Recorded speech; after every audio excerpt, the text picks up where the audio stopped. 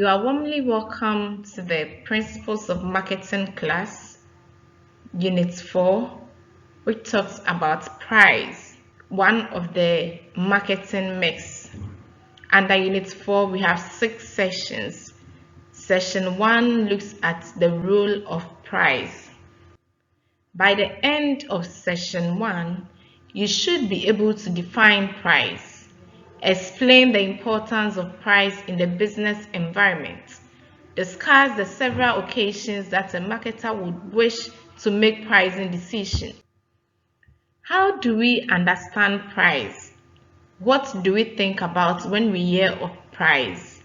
Now, let us look at the meaning of price. Probably the single most important decision in marketing is price, partly because price is generally believed to have an impact on sales volume. It is believed that when prices increases, few people would purchase, meaning that when there are higher pricing, sales volumes will decrease, and when prices decrease, sales volume would increase because demand would increase.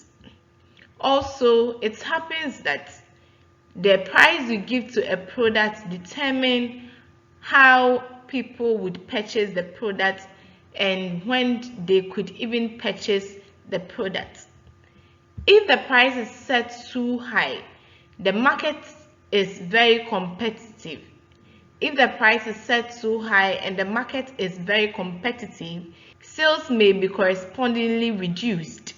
If the price is too high and the market happens to be a competitive market, sales may be correspondingly reduced. This is because in a competitive market, there is free entry and free exits. And in a competitive market, there are so many sellers. With that, if prices are too high, customers may end up switching to other competitors to make a purchasing decision. That is why when prices are set too high in a competitive market, sales may be reduced. Many economists see price as the main determinant of sales volume. Many economists see price as the main determinant of sales volume. They believe that once prices increases, sales volume decreases, and once prices decreases, sales volume increases. On the other hand, marketers have found more sophisticated ways to reduce the impact of price. Some marketers have put in more measures that has reduced the impact of price. So with these measures, you realize that when price of products are being priced high, people still purchase, and when it is priced low, sometimes few number of people do purchase. Some have even managed to increase sales by raising the price. I know of some marketers who are into premium products. They charge their price prestigiously, and even though they charge their prices so high, they have managed to raise or increase sales. Even though their prices have been charged so high, they have been able to increase sales, or they have managed to increase sales even with the increase in pricing. It mostly happens to ostentatious goods or a luxurious good. In practice, many reasons for the importance of price is that it is one of the 3 major variables that determines profit. Price is one of the 3 major variables that determines profit. Thus, the price per unit is equal to price less the total cost of producing that unit. So when we take a profit or per unit profit, it is equal to the per unit price minus the per unit cost of production, which gives you the profit. Another salient factor is the volume of sales. Another important factor is the volume of sales. Since the organization's net profit is equal to the number of units sold multiplied by the net profit obtained on each unit. So it is said that since the organization's net profit is equal to the number of units sold multiplied by the net profit obtained on each unit, price helps in determining profit. Also, the higher the price can be raised, that's assuming that the unit cost and sales volume do not change. The higher the prices can be raised, the greater the profit the organization makes. You realize that this does not follow a normal demand curve. The higher the price of a product or the higher the price can be raised, the greater the profit and organization makes. The greater the profit the organization makes. Many of the most powerful marketing techniques have therefore been designed to maximize price that can be achieved. Many of the most powerful marketing techniques have therefore been designed to maximize or increase the price that can be achieved so that marketing firms can also realize their profit. Service pricing.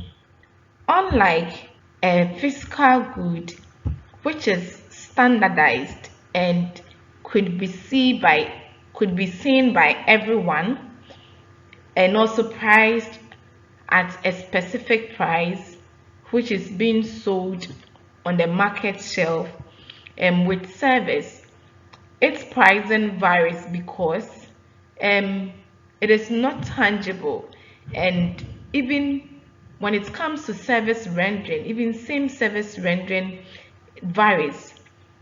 Two people teaching cannot be the same. Two accountants rendering an accountancy service may not necessarily deliver the same content, so it differs. Let us look at this. Most pricing theory talks in terms of products, but for services, the potential complication is added that some service providers tend to have different terms for prices. Example, most schools have different admission fees. Some pay different tuition fees.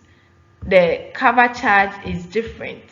Interest mostly is different. Interest on our monies in the banks mostly differ.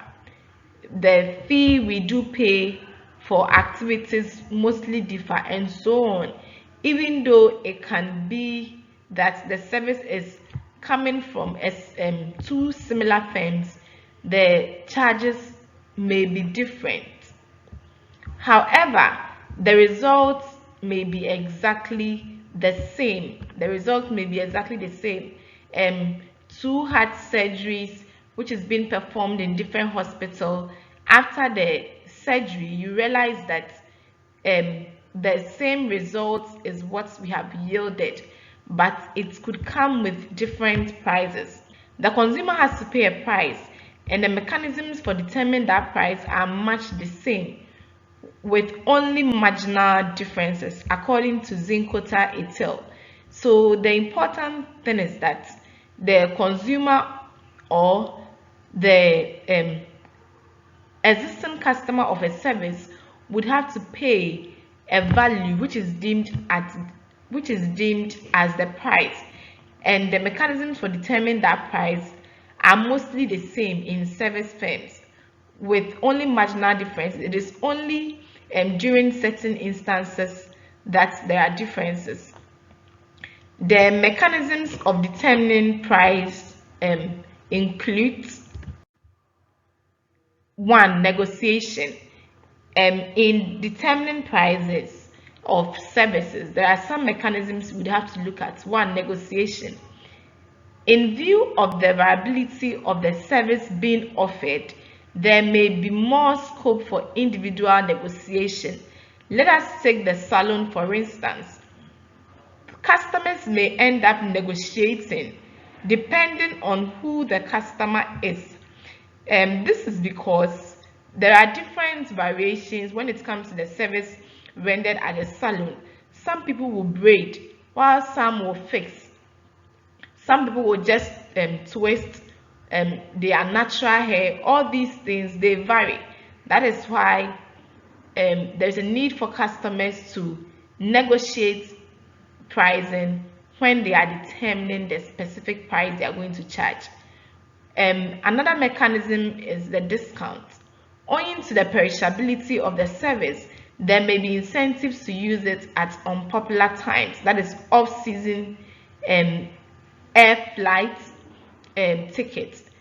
Sometimes at Kwewu, for instance, during times that is not specifically Easter moment, people tend not to patronize their hospitality services such as the hotels, the guest house. What happens is that in order to encourage people to use such facilities, or to draw people's attention to the fact that such facilities are there, marketers tend to give out discounts so that it will attract customers to patronize them. Another mechanism is the quality. Higher pricing to demonstrate quality is usually more intangible in a service. Another dimension is the quality. Higher pricing to demonstrate quality may be more prevalent. Higher pricing to demonstrate quality may be more prevalent, which is usually much more intangible in service. So mostly what happens is that you can use a Montessori and a government school, for instance. You realize that Montessori charges higher than what is being charged at the government school. Even the government school comes with no charge, just that there are some little expenses you would have to make. With Montessori, the owners will defend the higher pricing they are charging, that they are going to render quality service, which cannot be gotten at the government schools. So it kind of depicts that higher prices are kind of attached to quality service. And even with public transport and these STCs, even with public transport and these private cars, you realize that with the private cars, since they come with higher quality service, you tend to pay more. But with the public services, since they are meant for the public, you tend to incur lesser costs. That is, the customer pays a less amount of price. Price and non-profit making organizations.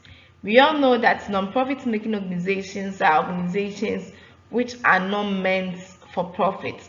Their main motive is not to make profit. They could be charitable homes, they could be institutions. Their primary motive is not to make profit, but even though sometimes they do make profit. Price is an element of the marketing mix that seems largely irrelevant to non-profit making organizations. Even though their charitable status forbids them from making a profit, a number of such organizations still charge for their services. They still charge for their services even though they don't call it as a price. Some call it fee, some call it a normal charge. It is frequently the case that the term surplus is interchangeable in these organizations with profits. In these organizations, when there is any excess when it comes to money, it is not deemed as profit, it is deemed as surplus. So their income minus their expense is not profit, but it is rather seen as a surplus. And they behave in exactly the same way as profit-making organizations. They also charge their services based on cost that has been incurred, and they try to add a little amount to it so that at the end of the day, after they have made all their expenses, they get something which is seen as surplus. However, in many organizations, no money changes hands. That is, there is simply no price. That is typically in the government sector. People say that in the government sector, we don't really pay. But what is the case now? Let us look at government schools. Let us look at public transport like Metromass, STC. Even though we make payments to them, but they can't be compared to the private sectors. So with the government sectors, we don't pay to the government for the government to make profits. We pay to the government so that the business or the firm could be sustained in the near future. Allocation of the service to the consumer is by other means. So the service is being allocated to consumers by other means, such as the need or queuing. The need could be determined by a doctor. For example, when one is going to transplant his or one of his organs, you realize that there has been the need for the person to transport his or her organ, or to receive an organ inside the body. Therefore, the customer would have to pay for such surgery or operation.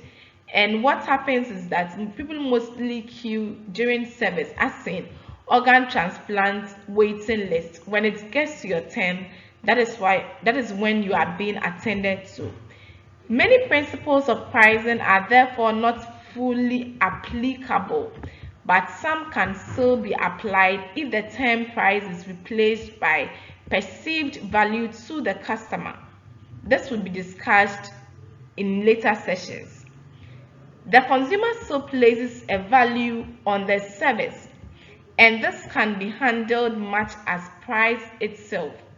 Certainly, if the service providers are to best match their consumers' needs, they should have a good appreciation of the value the consumers place on the service. This should tell you that service providers basically match the service they are rendering to consumers. They match the service to how much they charge the consumer. Every consumer is willing to pay high once he or she receives a quality service or a high quality service, and every consumer is not willing to pay more if he or she receives a below average service. Prices and customer value. How the customer values the product. Effective value creation is based upon a thorough understanding of target customers, including an exploration of how the value is being created. Value creation has to do with giving out something of worth to receive something of higher worth. So as a customer gives out his or her money, such customer receives or expects to receive something which is of a higher worth than the money he or she paid out. Determining price is a critical aspect of this value creation. Prices set too high results in limited trial. When you tend to set too high prices to customers, only few people can purchase the product to try. But when the prices are set too low, more people try the product.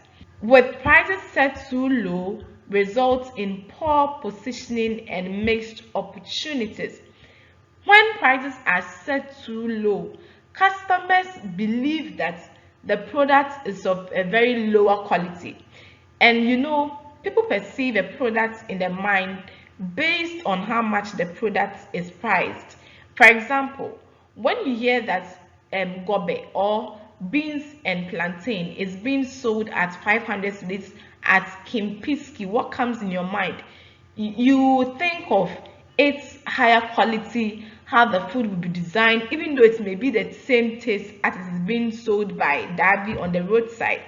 But since it is given a 500 cedis price, all what comes in your mind is that the food is of a very higher quality. And once Darby also sells that same beans at 5 Ghana cedis or 10 Ghana cedis, when you are being asked to choose one, you go in for the one at Kempinski because you'll be served with something delicious. Let's also take two hotels, for instance. A hotel that charges, let's say, 500 cedis per night, and a hotel that charges 50 cedis per night. Even before you enter such hotel room, you envision that the one that charges 50 cedis will give you low quality service, and the one that charges 500 cedis might come with even special mattress, might come with special rooms and all that. So as soon as prices are charged lower, customers perceive that it comes with lower service or comes with lower products. In summary, we have learned that price is what the buyer gives up to receive the product, usually money. Price generally represents the buyer's perception of the product's worth. With non-profit making organizations, even though their charitable status forbids them from making profit, a number of them still charge for their services. And when they yield any profit, it is not deemed as a profit, but it is seen as a surplus. This brings us to the end of this session. Thank you very much. I will see you in the next session. Bye.